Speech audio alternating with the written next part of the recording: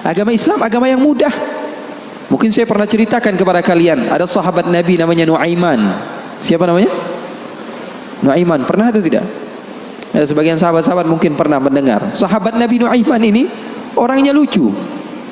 Nabi Muhammad SAW kalau sudah melihat wajahnya Nuaiman pasti tertawa. Didatangi beberapa sahabat, Rasulullah SAW melihat wajah Nuaiman, Rasulullah tersenyum. Jadi sahabat senang. Terkadang sahabat memaksa, Nuaiman datangi majelisnya Rasulullah supaya Rasulullah tersenyum. Hidup Rasulullah SAW nggak melulu khusyuk begitu, enggak. Rasulullah sering tertawa, tersenyum. Bahkan ketika Rasulullah SAW pernah suatu saat Rasulullah sedang menyendiri, keluar dari rumahnya, duduk sendirian. Datang Sayyidina Abu Bakar. Assalamualaikum ya Rasulullah. Di depan ada seseorang hamba sahaya Rasulullah namanya Anjashah Al-Abdul Aswad. Hamba sahaya Rasulullah, orang hitam. Kalau Rasulullah SAW lagi nggak di rumah, biasanya dia yang jagain Rasulullah.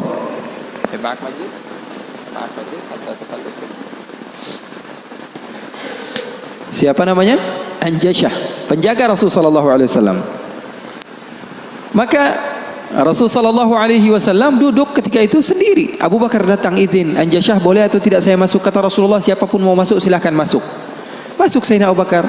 Dan Abu Bakar ini nggak kuat. 1 jam saja pisah dari Rasulullah, dia pasti kacau hidupnya. Datang ke Rasulullah SAW duduk. Sayyidina Abu Bakar orangnya begitu, nggak berani. Ini paham bahasa Indonesia nggak nih? Paham ya? Saya kira karena sebagian orang, saya pernah ceramah di satu tempat di Banten, di pedalaman dusun. Saya ngomong bahasa Indonesia, saya kira paham semua orang. Pas selesai kajian sekitar 1,5 jam saya ngomong, tahu-taunya nggak ada yang paham bahasa Indonesia. Rasanya pengen apa itu? Paham bahasa Indonesia, paham ya? Paham. Maka Sayyidina Abu Bakar masuk ke rumah Rasul, ke tempat Rasul sallallahu alaihi wasallam. Ketika itu sedang duduk, Rasulullah diam. Sayyidina Abu Bakar orangnya ini nggak berani memulai omongan, berbeda dengan sahabat yang lain. Melihat Rasulullah dia diam saja. Beliau ini di antara syimahnya, di antara apa? Syama'ilnya, di antara sifat Sayyidina Abu Bakar yang disebutkan perawi bahwa Sayyidina Abu Bakar ini kalau Rasulullah tersenyum dia tersenyum. Kalau Rasulullah nangis dia nangis. Kalau Rasulullah bahagia dia bahagia. Pokoknya yang ada di dalam otaknya Rasulullah saja. Buktinya di dalam hijrah Nabi Muhammad SAW bertanya kepada Sayyidina Abu Bakar, ada air atau tidak? Rasulullah perjalanan beberapa hari, ada air atau tidak? Sayyidina Abu Bakar bergegas mencari air. Dapat sedikit, diberikan kepada Rasulullah SAW. Rasulullah minum. Lalu beliau mengatakan, "Fasyariban nabiyyu wartawaitu ana." Katanya Rasulullah yang minum, tapi yang lepas dahaga saya. Sallu ala nabi. Itu yang namanya cinta.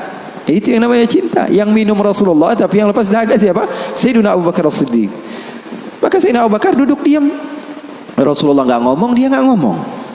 Al-Abdul Aswad tadi, Al-Anjashah, hamba sahaya Rasulullah SAW melihatin aja. Rasulullahnya diam, Abu Bakarnya diam. Nggak ada suara sama sekali. Sering saya juga begitu kalau sama santri-santri, murid-murid begitu. Sayanya diam, murid saya diam. Saya megang handphone, dia megang handphone. Rasulullah SAW diam, Sayyidina Abu Bakar diam. Sayyidina Umar datang, Assalamualaikum ya Rasulullah. Waalaikumsalam. Kata Rasulullah SAW, masuk duduk Sayyidina Umar. Sayyidina Umar ini orangnya nggak bisa diam. Beda sama Sayyidina Abu Bakar As-Siddiq. Duduk sebentar, 5 menit, Rasulullah diam, Abu Bakar diam. 10 menit, 15 menit masih diam. Lalu Sayyidina Umar memberanikan untuk membuka pembicaraan. Dia katakan, ya Rasulullah, iya ya Umar, saya mau tanya ya Rasulullah, mau cerita, mau curhat ya Rasulullah. Silahkan wahai Umar. Saya punya istri di rumah ya Rasulullah. Ceritanya istri, udah dikasih uang belanja masih kurang aja. Sudah dicukupi keperluannya masih saja marah-marah. Nah, itu orang yang udah punya istri ya, nggak punya istri kesian deh lo. Jangan senyum-senyum ya, semuanya yang ngerasa. Sayyidina Umar bin Khattab dia mengatakan apa? Ya Rasulullah, saya punya istri di rumah ya Rasulullah. Sudah saya kasih uang masih kekurangan saja ya Rasulullah. Sudah saya cukupi keperluannya masih saja ya Rasulullah. Cerita panjang lebar tentang istrinya kepada Rasulullah SAW. Serius ini Sayyidina Umar. Rasulullah ketika mendengar Sayyidina Umar mengatakan hal yang sedemikian rupa, Rasulullah tertawa. Rasulullah tertawa. Yang tadinya Rasulullah SAW sedang bersedih, sedang sumpah, sedang boring. Rasulullah SAW tertawa. Sayyidina Abu Bakar tertawa juga. Sayyidina Abu Bakar tertawa, Rasulullah tertawa. Sayyidina Umar bingung. Saya lagi cerita sedih kok malah ketawa semua. Ya Abu Bakar, kalau kamu tertawa saya tahu karena Rasulullah tertawa. Rasulullah tidak tertawa kecuali engkau tertawa. Lalu engkau ya Rasulullah kenapa kok tertawa ya Rasul? Kata Rasulullah apa? Saya ini dari tadi menyendiri di sini gara-gara sumpek. Kenapa? Wahai Umar, sama seperti kalian. Sebabnya siapa? Dua anak kalian, kata Rasulullah SAW. Faham atau tidak? Sayyidina Umar cerita panjang lebar tentang istrinya. Kata Rasulullah SAW, saya juga datang ke sini menyendiri, lari dari rumah. Karena apa? Karena ulah anak dua kalian. Karena Rasulullah SAW memiliki istri Sayyidatuna Aisyah dan Sayyidatuna Hafsah, putri Sayyidina Umar. Jadi begitu. Yang namanya suami sekelas Rasulullah SAW saja digituin. Ini Nuaiman, sahabat Nabi. Dia pernah bawain Rasulullah madu. Dikasih Rasulullah SAW madu. Setelah diberikan kepada Rasulullah, Rasulullah makan, mengajak beberapa sahabat untuk makan bersama Nuaiman. Ini disebutkan di dalam kitab Usdul Ghabah, fi tamyiz as-sahabah, Ibn al-Athir. Apa? Diberikan madu kepada siapa? Kepada Rasulullah SAW. Rasulullah ambil madunya, diberikan kepada sahabat-sahabat Rasulullah SAW. Setelah dimakan oleh Rasulullah SAW, tiba-tiba Nuaiman datang bersama seorang pria. Lalu Rasulullah bertanya kepada Nuaiman, siapa dia? Kata Nuaiman, ini penjual madunya ya Rasulullah. Maksud kamu? Saya tadi niatnya mau beliin Rasulullah tapi nggak ada uangnya. Maksudnya Rasulullah yang bayar. Rasulullah sudah habiskan madunya dan Rasulullah SAW disuruh bayar sama Nuaiman. Lalu Rasulullah SAW bertanya kepada Nuaiman, Nuaiman kamu berani sekali sama saya, kata Rasulullah. Oh kamu berani sekali. Apa kata Nuaiman? Saya jujur ya Rasulullah, saya nggak pernah melihat ada satu baju baru yang datang di kota Madinah atau makanan baru kecuali saya berharap saya adalah orang yang pertama menunjukkannya kepadamu dan memberikannya kepadamu ya Rasulullah. Wah bagus itu. Masalahnya cuma satu ya Rasulullah, nggak punya fulus, nggak punya uang ya Rasulullah. Masalahnya saya semua. Nah, begitulah Nuaiman. Kisah hidupnya luar biasa, membuat Rasulullah SAW bahagia. Orang yang seperti itu, kalau kita yang jadi seperti itu, mungkin kita adalah orang yang pertama kali masuk neraka. Kurang ajar sama Rasulullah. Tapi terkadang ada sebagian orang yang melakukan keburukan, tapi kalau dicintai oleh Allah, keburukannya menjadi kebaikan. Orang, kalau kamu cinta kepadanya, apapun yang dia lakukan, keburukan sekalipun, di mata kamu dia melakukan hal yang indah. Itu rasio loh. Seorang bapak atau ibu, anaknya padahal biasa-biasa aja, nggak ganteng-ganteng amat, setiap hari dibilang, waduh cakep banget anak saya, foto dia melulu di Instagram. Betul atau tidak? Padahal orang lain melihatnya biasa aja ini anak, tapi bagi dia, di mata orang tua, anaknya adalah hal yang terindah baginya. Begitu juga ketika anaknya salah, di mata orang tua terkadang dia melihat anaknya nggak salah, yang salah orang lain. Kenapa? Karena matanya sudah cinta kepada anaknya tersebut. Jadi bisa dimaklumi. Terkadang ada sebagian orang yang dia melakukan amaliyah yang buruk. Amaliyah buruk, jelas-jelasan. Tapi Allah cinta kepada hamba tersebut. Apa yang dia dapatkan? Dia dapatkan ridhonya Allah. Kita yang suudzon dapat apa? Dapat keburukan. Bareng-bareng sama saya kaji Al-Quran. Bagaimana Nabi Musa berdoa. Allah katakan, falamma akhadathum ar-rajfah, tatkala Nabi Musa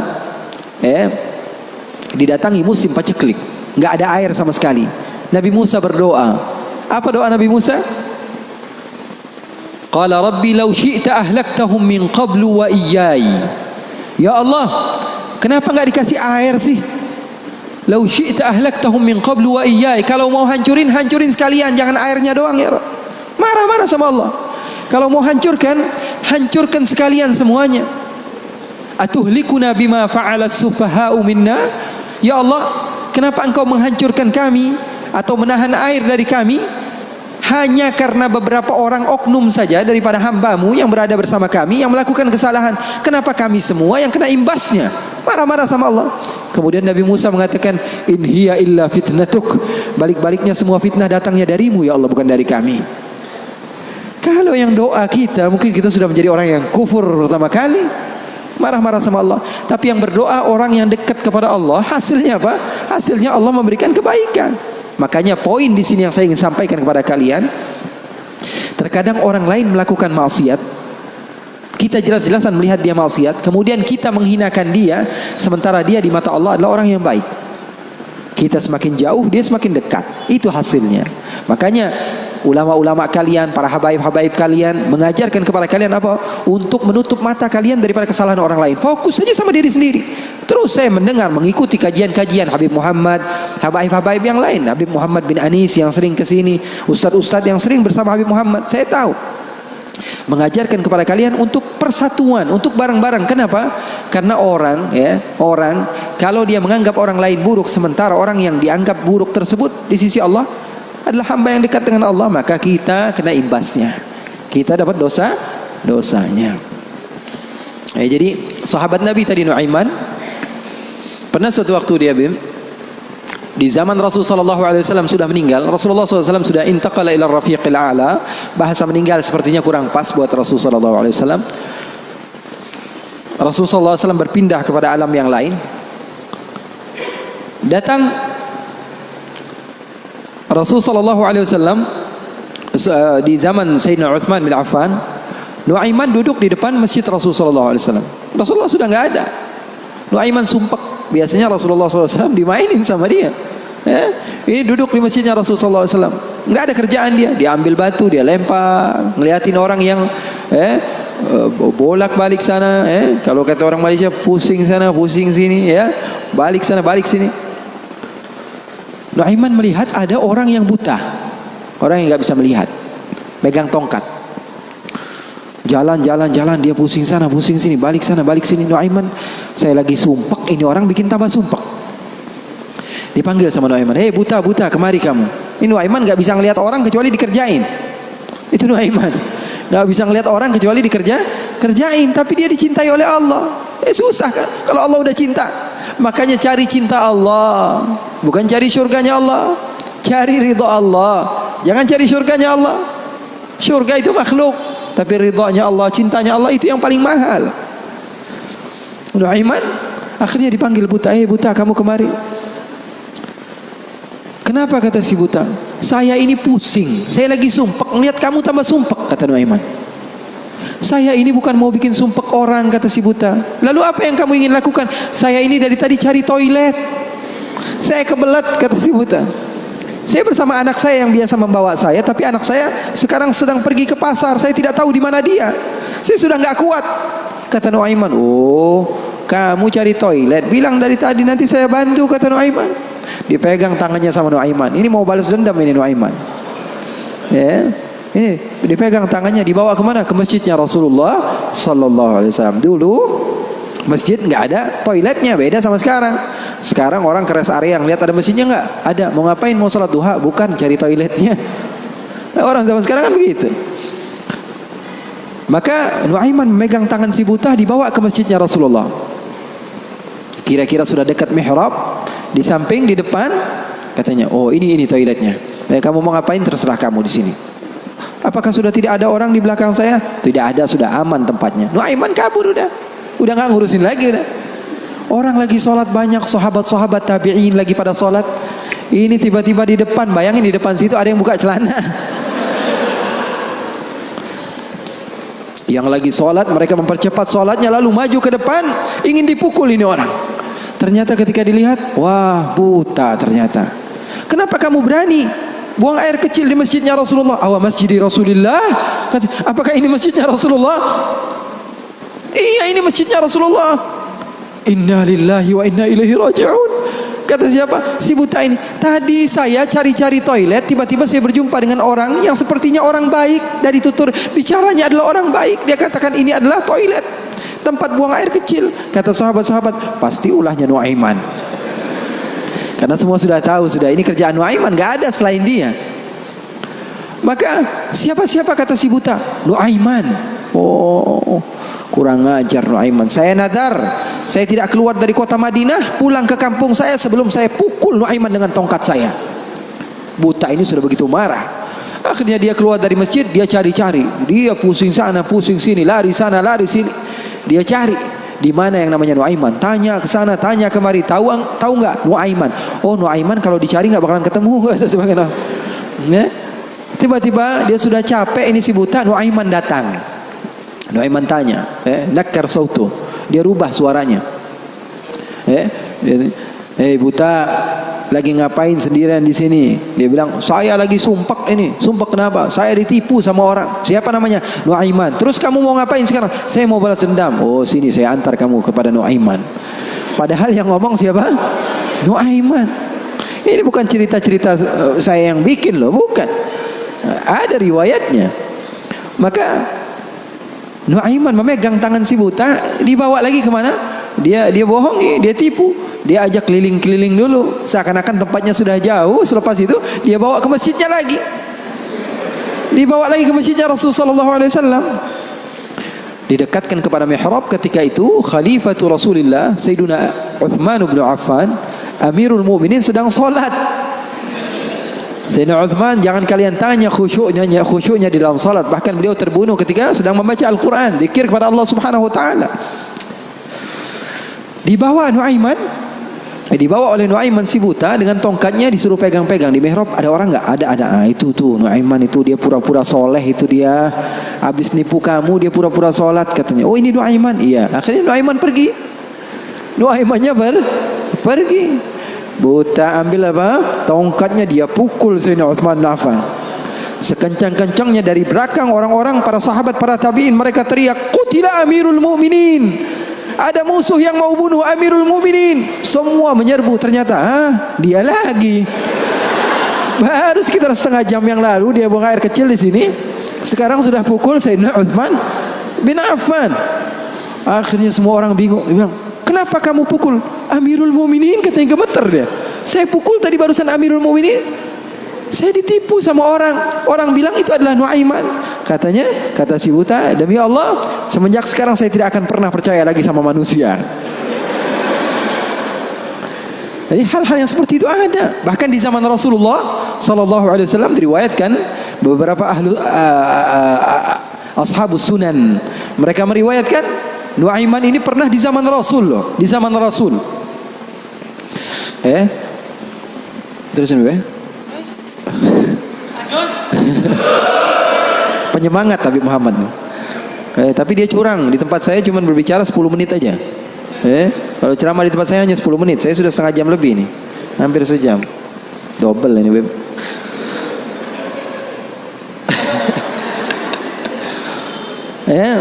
Nuaiman di zaman Rasulullah SAW, Sayyidina Abu Bakar ini banyak rihlah, banyak pergi kemana-mana, pergi ke Syam untuk berdagang, berbisnis. Suatu saat Sayyidina Abu Bakar datang ke Rasulullah mengatakan, ya Rasulullah, saya mau izin. Izin apa wahai Abu Bakar?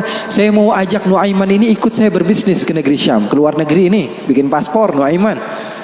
Keren, ke daerah lain, ke Syam. Kata Rasulullah, ya sudah, bawa saja Nuaiman, gak apa-apa. Sahabat Nabi izin dulu sama Rasulullah. Dibawa Nuaiman. Dibawa Nuaiman bersama beberapa orang yang ikut. Biasa Sayyidina Abu Bakar kalau berbisnis, berdagang ke negeri Syam, dia bawa rombongan yang banyak. Di antaranya tadi Nuaiman. Nuaiman dibawa. Sesampainya di negeri Syam, semua dibagi tugasnya oleh Sayyidina Abu Bakar. Kamu berdagang, kamu membeli, fulan bin fulan, semuanya mendapat apa? Tugas dari Sayyidina Abu Bakar. Ada seseorang di antara sahabat Sayyidina Abu Bakar, namanya Huwaitib. Namanya siapa? Huwaitib. Ini orangnya polos. Orangnya polos banget. Kata Sayyidina Abu Bakar, kamu seperti biasa wahai Huwaitib. Apa kerjaan kamu? Pekerjaan kamu jaga makanan. Kalau saya minta makan, kamu kasih. Kalau saya belum datang, maka jangan beri makanan. Nuaiman tanya, saya kerjaannya apa wahai Abu Bakar? Kamu mau ngapain terserah kamu wahai Nuaiman. Yang penting kamu hadir bersama-sama. Rasulullah SAW dan sahabatnya itu manhaj mereka, nggak melulu serius aja. Kalau kalian dapatkan guru-guru kalian mengajak sedikit bercanda kepada kalian atau berlaku asik kepada kalian, itu manhaj Rasulullah SAW di dalam menggapai hati seseorang sehingga dia mau untuk mendekati agama Islam. Ini enggak, dikit-dikit matanya melotot, melihat ke kanan bilang sesat, ngelihat ke kiri dibilang sesat, ini orang salah, ini orang nggak betul, ini orang nggak baik. Enggak, Rasulullah nggak begitu. Rasulullah SAW penuh dengan kebijakan. Enggak juga Rasulullah SAW ngegampangin.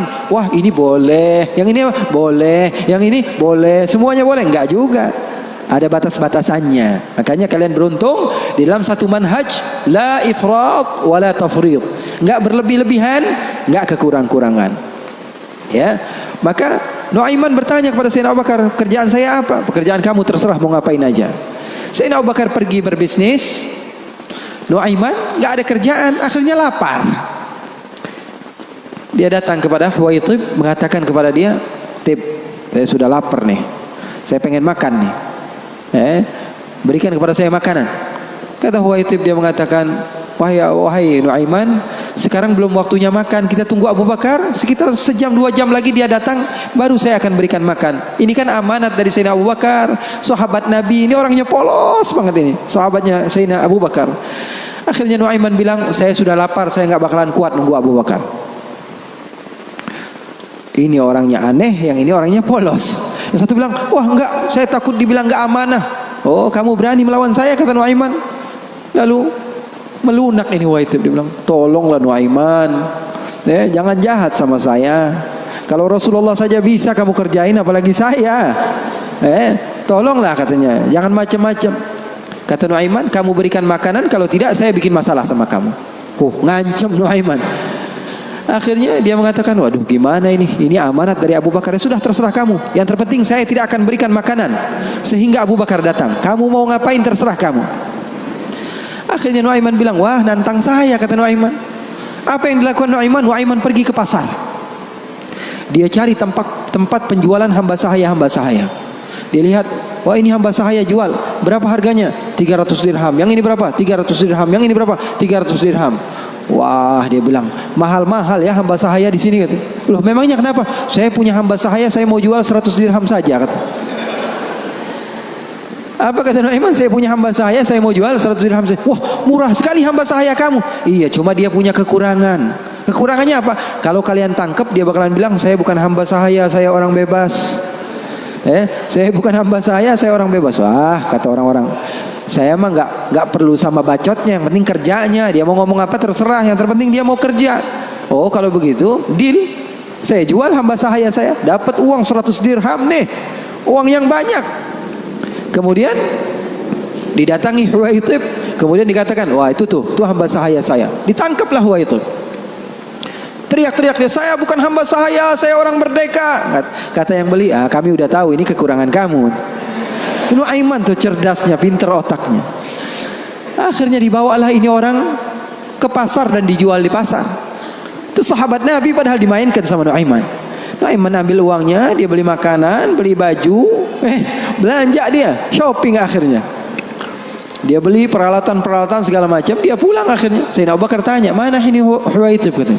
"Mana kok nggak ngasih makanan sama sekali? Di mana dia pergi?" Kata Nuaiman, "Udah aneh jual." Jujur lagi dia, "Udah, di mana ente jual?" "Salah sendiri," katanya. "Saya minta makan nggak dikasih makan, akhirnya ada jual." Ketawa Sayyidina Abu Bakar. "Di mana kamu jual? Ayo kita pergi ke dia." Dicari di pasar, ternyata Huwaitib masih berada di satu tempat, di situ dia dijual. Untung belum dibeli orang itu. Berapa kalau udah dibeli orang lain kan? Sayyidina Abu Bakar bilang, "Ini berapa harganya?" 300 dirham. Dibayar sama Sayyidina Abu Bakar langsung. Dibayar sama Sayyidina Abu Bakar. Akhirnya dibawa pulang ke kota Madinah. Sayyidina Abu Bakar menceritakannya kepada Rasulullah SAW. Rasulullah tertawa sejadi-jadinya, katanya, "Hatta badat nawajidhuhu." Sampai katanya gigi geraham Rasulullah kelihatan, katanya. Saking Rasulullah tertawa sejadi-jadinya ketika mendengar kisah antara Nuaiman tersebut. Katanya, "Halal haul." Kata perawinya, sampai 1 tahun berlalu, kisah Rasulullah pasti tetap tentang Nuaiman ngejual sahabatnya yang lain. Rasulullah SAW hidupnya asik. Rasulullah SAW hidupnya seru. Oleh karena itu, yang terpenting apa? Ilmu walaupun sedikit tapi amal. Ilmu walaupun sedikit tapi amal. Oke, nggak apa-apa, asik-asikan di dalam kehidupan dunia kita, nggak apa-apa. Yang terpenting apa? Berlandaskan ilmu. Amal itu berlandaskan